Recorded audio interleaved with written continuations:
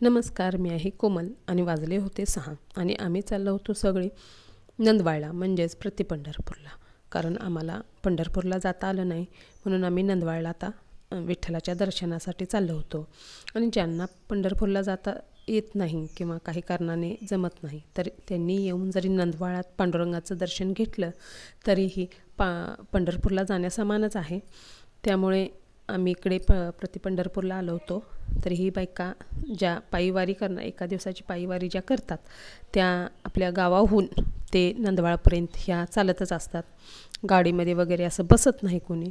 एकसारिक चालायचं ते पंढरपूरमध्ये जाऊनच थांबायचं. कारण आपणाला हे जे पंढरीची जी वारी असते त्याच्यामध्ये आपणाला जाता येत नसेल तर या पद्धतीने एक दिवशीय पायीवारी जरी आपण पंढरपूरला केली तरीही चालते. तर आम्ही गाडी लावली होती आणि आम्ही थोडंफार अर्धा किलोमीटर होईल एवढं चाललो होतो. आणि ह्या पंढरपूरची म्हणजे पंढरपूरची नंदवाळची एक आख्यायिका आहे, ती मी तुम्हाला थोडक्यात सांगतो. तर नंदवाळ म्हणजेच पंढरपूर हे कोल्हापूर जिल्ह्यात येतं आणि गेली 25 वर्ष झालं कोल्हापूर ते नंदवाळ हे 11 किलोमीटरची पायीवारी निघते. आणि ज्यांना पंढरपूरला जाता येत नाही त्यांनी पंढरपूरच्या ह्या पायीवारीमध्ये सहभागी होत असतं. तर पंढरपूरमध्ये जसा रिंगण सोहळा होतो तसाच इथेही आपल्या पुईखडीवरतीही भव्य दिव्य असा रिंगण सोहळा होतो. आणि नंदवाळ म्हणजेच पंढरपूरच्या आधीचा पांडुरंगांचा वास. नंदवाळचे पूर्वीचे नाव जे होते ते नंदापूर असं होते व नंदापूरचं आता नंदवाळ झालं. आणि पंढरपूरचे परमात्मा पंढरीच्या आधी इथेच नंदवाळातच होते. नंदवाळहून ते गेले होते कर्नाटकात व कर्नाटकाहून गेले होते ते पंढरीला. तर पंढरपूरला ते 28 युगे उभे होते, तर नंदवाळमध्ये ते 32 युगे उभे आहेत.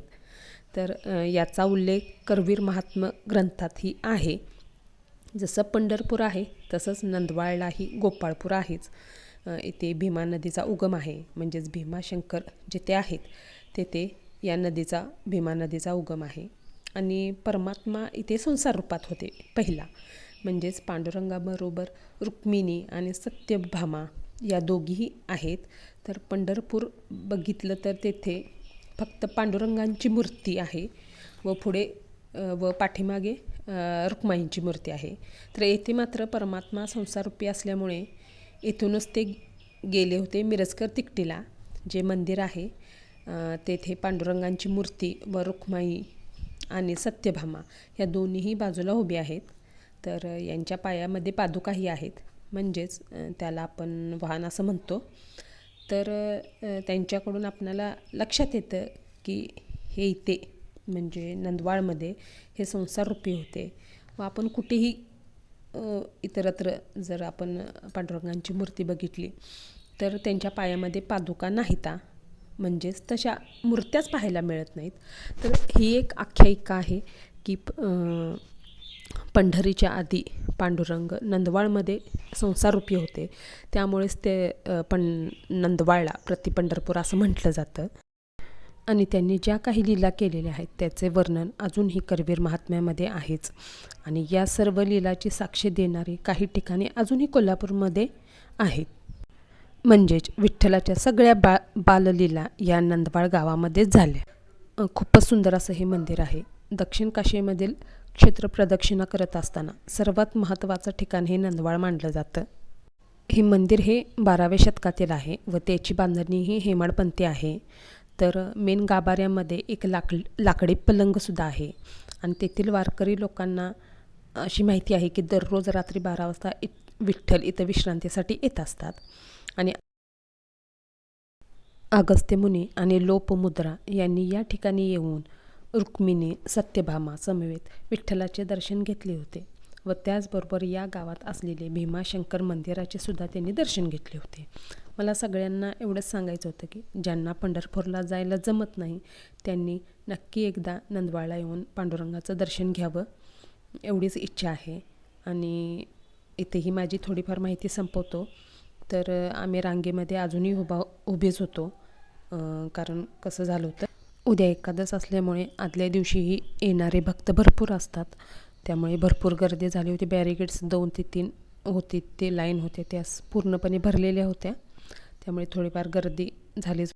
आणि काही लोक आदल्या दिवशीच येऊन थांबतात, म्हणजे आषाढी एकादशीपर्यंत थांबतात.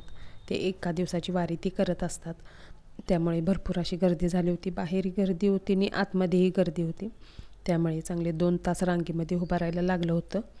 आणि आम्ही दोघीच उभा होतो, हे आणि मुलं खाली गेली होती बसायला, कारण गर्दी आज भरपूर झाली होती. तर मग तुम्हाला हा व्हिडिओ कसा वाटला नक्की कमेंट करून सांगा. तर आम्ही आता गाभाऱ्याच्या तिथे पूर्णपणे गेलो होतो. इथे मग आम्ही तांदूळ व नारळ आणलेला दिला होता. कोण साखर आणतं, असं प्रत्येकजण आपापल्या इच्छेने आणत असतं. तर आम्ही ते नारळने तांदूळ आणला होता, ते दिलं होतं. तर गाभाऱ्यातला काही व्हिडिओ करता आला नाही, थोडाफारच केला होता, कारण ते जरा ओरडतात, त्यामुळे जास्त काही केला नाही. तर ही मला जी रांगोळी विठ्ठलाची आहे ती खूपच आवडली होती. खूपच छान अशी सुरेख अशी रांगोळी काढली होती, त्यामुळे सगळं लक्ष सगळ्यांचं त्या रांगोळीकडेच होतं. तर मला खाली जाऊन काही व्हिडिओ काढता आला नाही रांगोळीचा, कारण खूप वेळ झाला होता, त्यामुळे आम्ही चटकन निघून गेलो होतो. तर भरपूर अशी गर्दी होती, टाळांचे नाद होता, भरपूर असं सगळं भक्तिमय वातावरण होतं. आणि आम्ही आता चाललो होतो गाभाऱ्याकडे, आणि थोडंफारच व्हिडिओ असा गाभाऱ्यातला केला, लगेच मी बंद केला होता. तर आम्ही सगळं दर्शन घेऊन बाहेर आम्ही आलो होतो, आणि एक छोटासा व्हिडिओ गाभाऱ्यामध्ये जाताना केला होता, कारण लगेच मी फोन बंद केला, कारण तिथे ओरडायला लागले होते.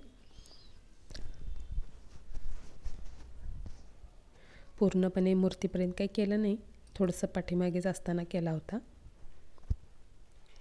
तर आम्ही दर्शन घेऊन छोट्याशा एका खरेदीला आलो होतो, आणि ह्या ताईंच्या दुकानामध्ये आम्ही थोडीफार खरेदी केली होती. तर चाचूंनीही खरेदी केली, मीही खरेदी केली होती. तर साहित्य तिथं भरपूर छान होतं, तर कोणतं घेऊ कोणतं नको असं झालं होतं. तर आम्ही हे साहित्य खरेदी केलं होतं व परतीच्या प्रवासाला निघालो होतो. तरी आम्ही परत येत असताना दिंड्या वगैरे येत्याला भरपूर दिसत होत्या, कारण संध्याकाळची दर्शनाला येणारे लोक भरपूर असतात. तर भरपूर अशी खरेदी झाली होती. तर मुलांना हवा होता स्प्रिंग पोटॅटो, तोही घेतला होता.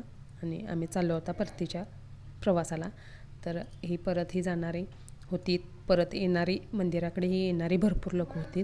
तर तुम्हाला हा व्हिडिओ कसा वाटला कमेंट करून नक्की सांगा. तर ज्यांना पंढरपूरला जायला जमत नाही त्यांनी नक्की नंदवाळला येऊन पांडुरंगांचे दर्शन घ्यावे, एवढीच इच्छा. जसं पंढरपुरामध्येच दर्शन होतं तसंच इथेही होतंच.